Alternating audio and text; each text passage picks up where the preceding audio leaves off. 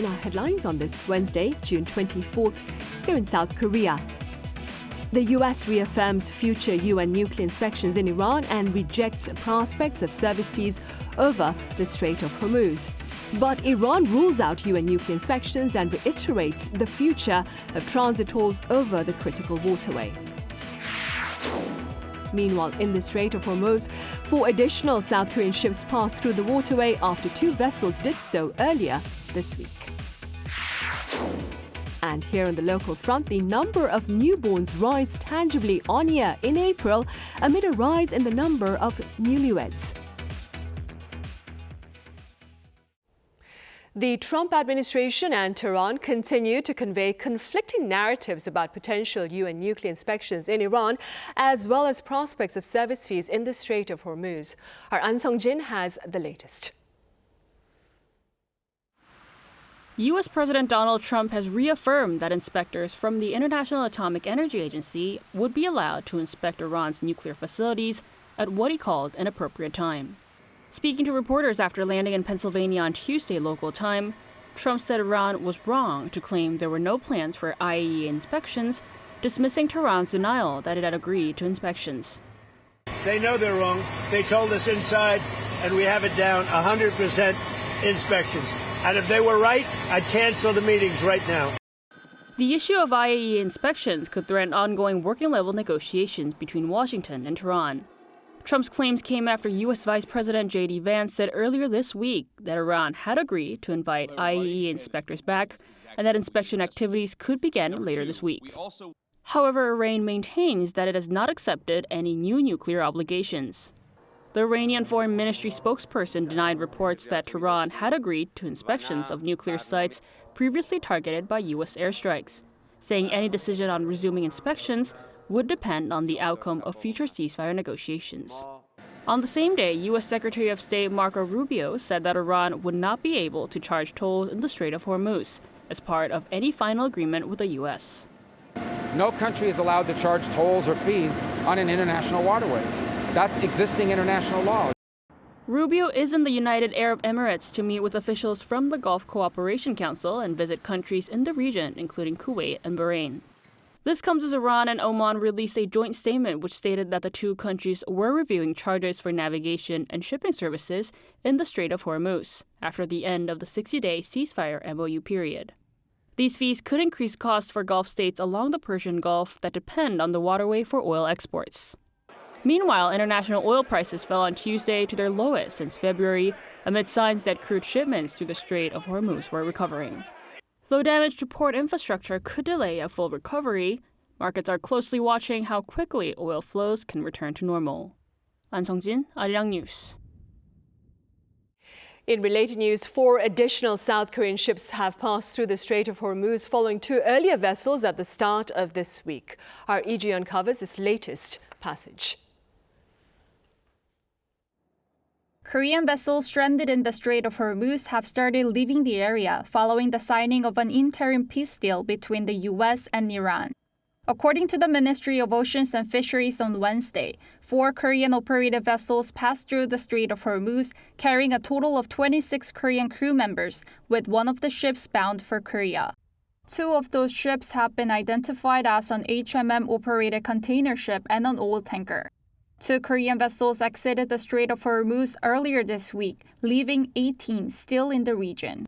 The government says relevant authorities are cooperating to support vessels' transit by providing transit-related information and conducting real-time monitoring of vessels. It will also support the gradual resumption of passage for the remaining Korean ships inside the strait, depending on local conditions. Transit through the Strait of Hormuz had been disrupted since late February, leaving ships stranded inside the waterway.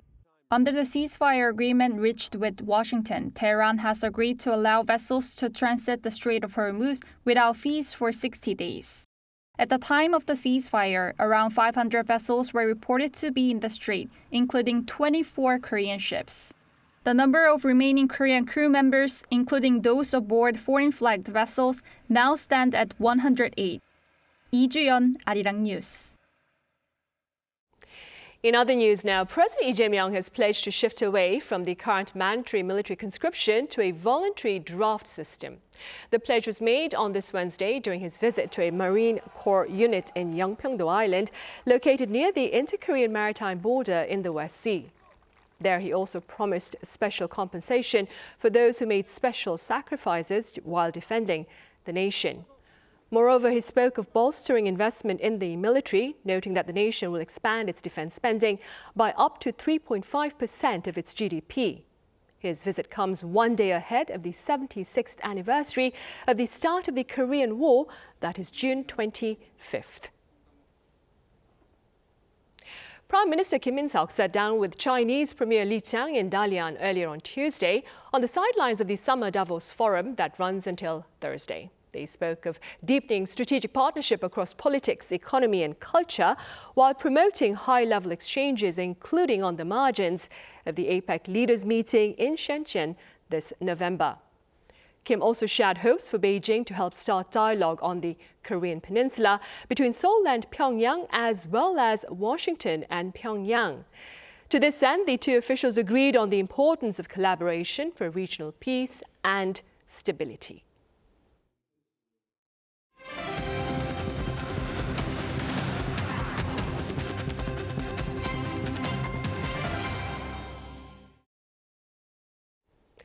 Wall Street tumbled during trade on Tuesday as investors engaged in a rampant selling spree amid concerns of a mounting debt-funded AI spending. Our Lee Seung-jae has the closing numbers. U.S. stocks closed sharply lower on Tuesday, with the Nasdaq and S&P 500 falling to their lowest levels in more than a week as a sell-off in semiconductor shares rattled investors. By the closing bell, the Dow Jones Industrial Average slipped 0.09%, while the S&P 500 fell 1.44%, and the Nasdaq dropped 2.21%. The Philadelphia Semiconductor Index plunged nearly 8%, while the S&P 500's technology sector dropped 3.7%. Major chip and AI-related stocks led the decline. Nvidia fell more than 4%. Alphabet lost 1%, and chip makers including Intel, Marvell Technology, and AMD dropped between nearly 6 and 9%. Investors are increasingly questioning the sustainability of massive AI-related spending, particularly as major technology companies continue to raise debt to finance data centers and infrastructure projects. SpaceX, which recently entered the public market, has also tapped the bond market to raise capital. Its shares managed to rise 1% after 3 straight days of losses. Meanwhile, memory chip makers Micron Technology and SanDisk, two of the market's strongest performers this year, each plunged about 13%. Investors are closely watching Micron's earnings report due Wednesday for clues about the outlook for memory chips and the broader AI sector following this year's powerful rally. South Korean stocks tumbled nearly 10% on Tuesday as foreign investors sold major technology shares. Samsung Electronics and SK Hynix both fell over 12%, reflecting growing concerns over the semiconductor sector and the future pace of AI-driven growth. Lee Seung-jae, Arirang News. Back here on the local front, the latest demographic findings show a remarkable surge in the number of newborns here in South Korea, boosted by a tangible rise in the number of newlyweds. Our Baek Joo-hee reports.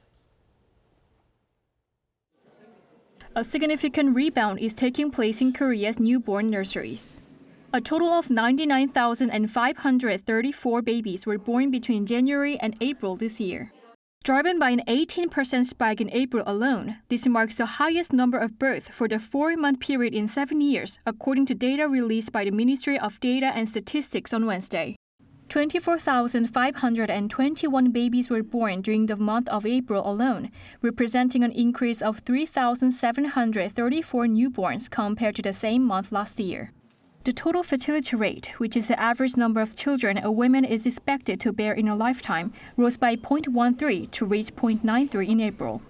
This marks the 4th consecutive month the rate has remained above the 0.9 level since January. This increase is attributed to marriage rate hitting highest April figure in a decade. The number of weddings in April rose by 9% year-on-year to 20,622, marking the highest number for the month of April since 2016. In particular, the data shows that the recent spike was driven by women in their 30s.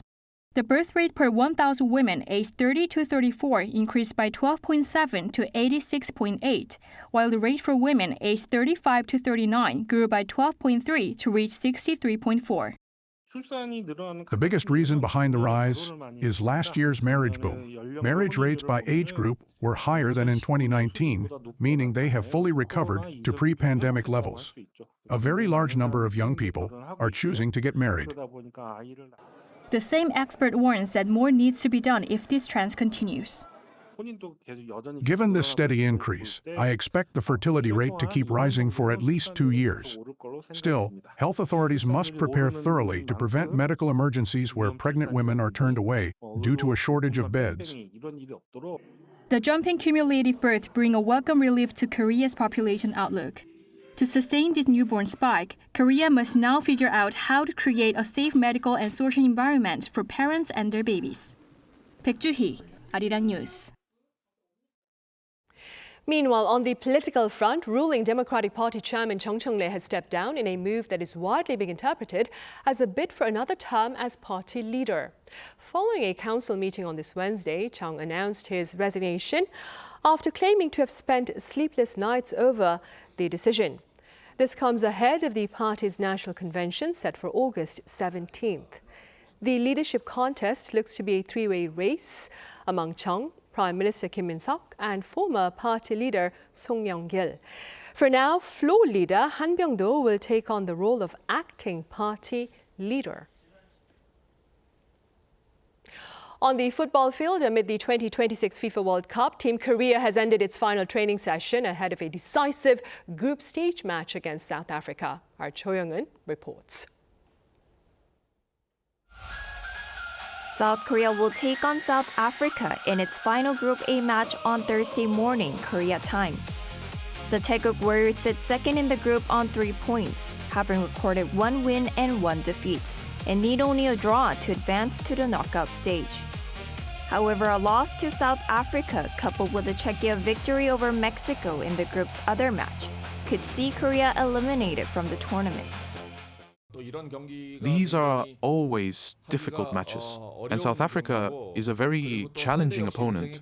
If we go into the game thinking a draw is enough, we could put ourselves in a difficult position. We will prepare with the mindset of fighting for victory until the very end. Speaking at a pre-match press conference, head coach Hong Myung-woo made it clear that his side would not play for a draw, emphasizing that his team would not approach the match with a defensive mindset. Reflecting on the defeat to Mexico, which clinched the top spot in Group A, Hong stressed the importance of the team's final group stage match. He said the players have recovered well both physically and mentally, adding that preparations have otherwise proceeded as normal as they continue training at high altitudes. As you said, the most important match is still ahead of us. In terms of our preparation, the last match wasn't bad overall, but we didn't get the result. So in this respect, mood-wise, it's true we're a little lower than after a win, but I don't think the players have dropped off much. Hong also suggested there could be changes to the starting 11, with 2 or 3 positions under consideration for adjustment ahead of the South Africa match. Unlike Korea's first 2 group stage matches, the Taeguk Warriors are likely to contend with intense heat conditions, adding another challenge for the team as they look to seal their spot in the round of 32. Cho Young-eun, Arirang News. And over in New York, a recent cooking class that offered participants the chance to indulge in K-food seen in K-dramas. Our Kim Sa-young has more.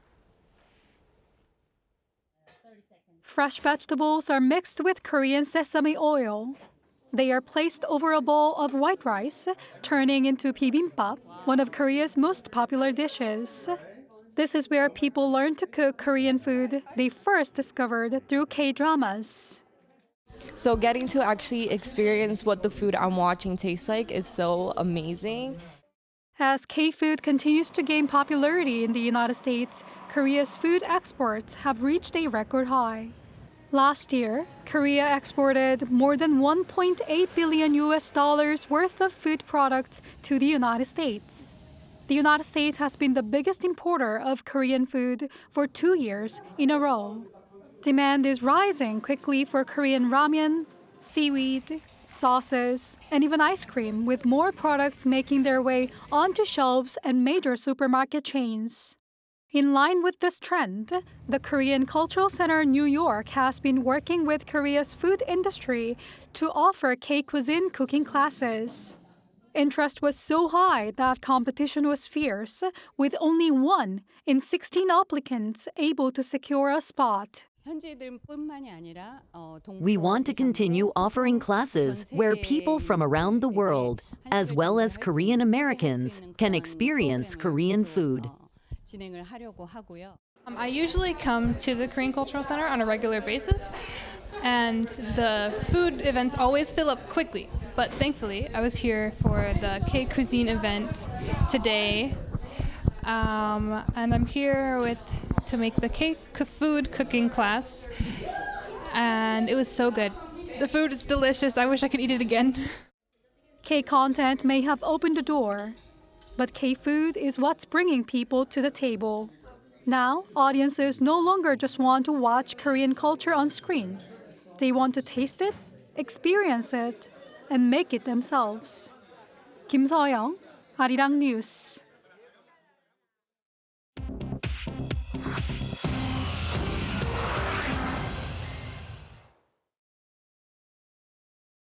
This is The World Now, bringing you everything you need to know from around the globe.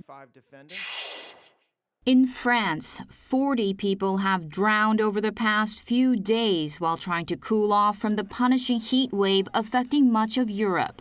French Prime Minister Sébastien Lecornu said on Tuesday that most of those who drowned were young people who had gone into rivers or canals to escape the heat. The country logged its hottest day on record on Tuesday, with one southwestern town hitting 44.3 degrees Celsius, and red alerts now cover more than half of France. Paris closed the Eiffel Tower early, and operators shut a nuclear plant after the river meant to cool it grew too warm. Authorities in Italy raised their top warning across 15 cities, and forecasters in Britain expected a possible June high.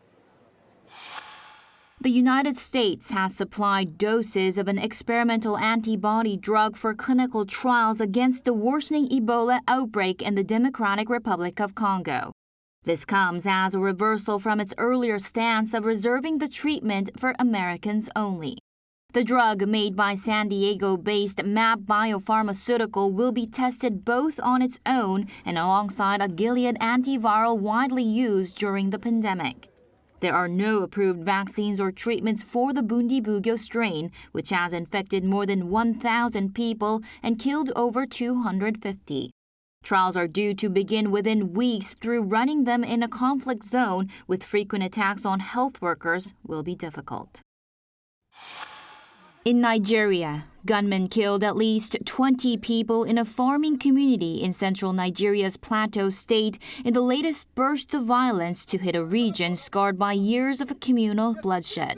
Police said Monday the assailants stormed a settlement in the Bakos area on Sunday before police traded fire with them and drove them off. 18 victims were killed during the attack, and 2 others died later in the hospital. The state's police chief has sent extra tactical units to the area. No group has claimed responsibility for the attack. The U.S. Department of Justice announced charges against 455 people on Tuesday over healthcare fraud worth more than $6.5 billion. Reaching across 41 states and naming 90 medical professionals, the DOJ described it as the biggest joint federal and state crackdown in U.S. history. Among those charged was a Los Angeles hospice owner accused of signing up people who were not dying and billing Medicare for patients who were already dead, claiming nearly $28 million. Investigators recovered more than $127 million in cash, high-end cars, and jewelry. The DOJ also struck new data-sharing deals that let prosecutors tap machine learning systems to flag suspicious billing sooner. Ju Ji-hyun, Arirang News.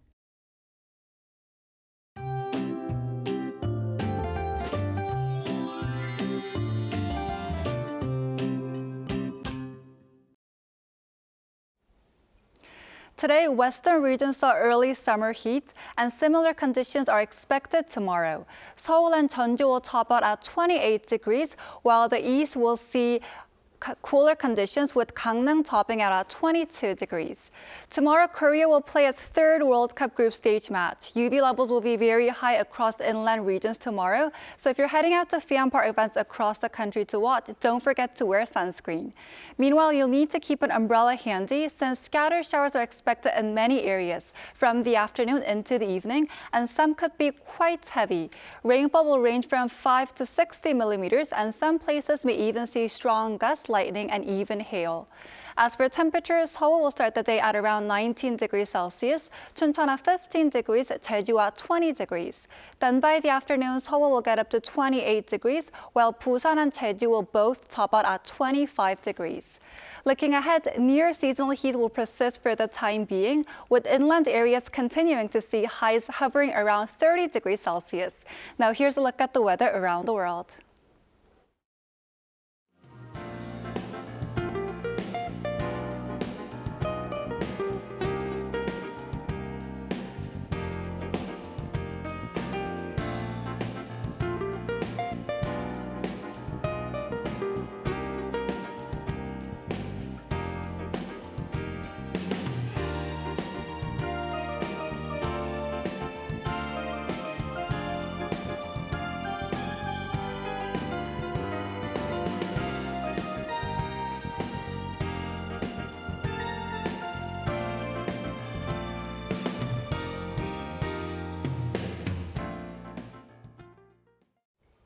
Those are the headlines at this hour here in South Korea. Coming up next is our daily panel session.